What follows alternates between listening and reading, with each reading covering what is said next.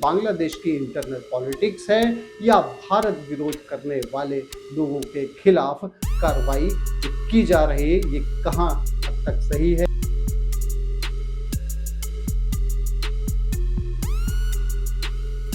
बांग्लादेश में एक हत्या होती है हादी की और उसके बाद पूरा बांग्लादेश जल उठता है, लेकिन उसके बाद में जो कुछ होता है वो देखने वाली बात है कि हिंदुओं को चुन चुनकर मारा जाता है।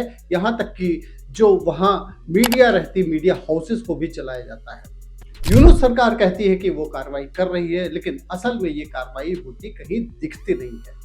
इसी बीच में एक बड़ी घटना और भी होती है और मोहम्मद सिकदर नाम के एक व्यक्ति को गोली मार दी जाती है, लेकिन वो लकी रहते हैं, थोड़ा सा वो बच जाते हैं और उनकी जो उस समय गोली मारी गई थी, सिर पर गोली मारी गई थी, लेकिन इलाज के दौरान वो बच जाते हैं। और ये जो है मोहम्मद सिकदर जो है, मोहम्मद मुतालिब सिकदर, ये एनसीपी का नेता है और खुलना डिवीजन का चीफ भी है।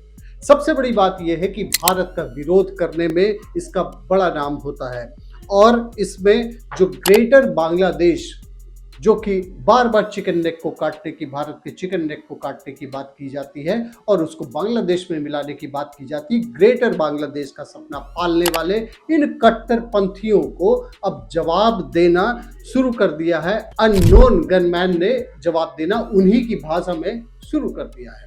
और अब ये हो रहा है कि जो वहाँ हार्ड लाइनर हैं, जो कट्टरपंथी हैं, उनको चुन चुनकर ये अननोन गनमैन उसी तरीके से मार रहा है जिस तरीके से पाकिस्तान में हार्डलाइनर्स की और इंडिया के खिलाफ जो काम करने वाले लोग हैं उनकी हत्याएं कर दी गई।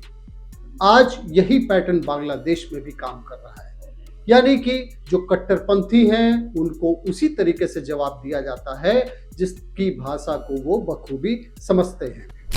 भारत विरोध और हिंदुओं की हत्या करने वाले इन कट्टरपंथी बांग्लादेशियों पर कहर बनकर टूट रहा है। इसमें जो सबसे ज्यादा खौफ दिख रहा है उनको, वो अननोन गनमैन का दिख रहा है जो कि चुन चुनकर इनको मार रहा है।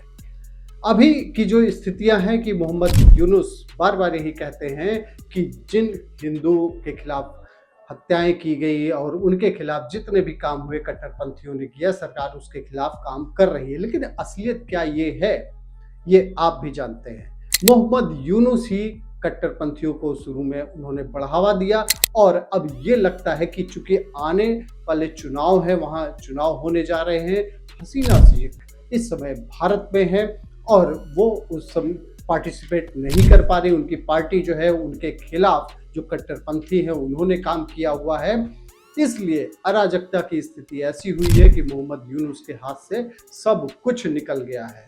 और जब वो कहते हैं कि सरकार काम कर रही है और कुछ भी धरातल पर दिखता नहीं है, ऐसे में जो अज्ञात बंदूकधारी है, जिस तरीके से वो रिवेंज ले रहा है, जिस तरीके से काम कर रहा है, आपको क्या लगता है कि ये बांग्लादेश की इंटरनल पॉलिटिक्स है या भारत विरोध करने वाले लोगों के खिलाफ कार्रवाई जो की जा रही है, ये कहाँ हद तक सही है, किस हद तक सही है और इसका अंजाम क्या होगा? कमेंट सेक्शन में आप जरूर बताएं। थैंक यू फॉर वॉचिंग आपकी खबर राजनीति।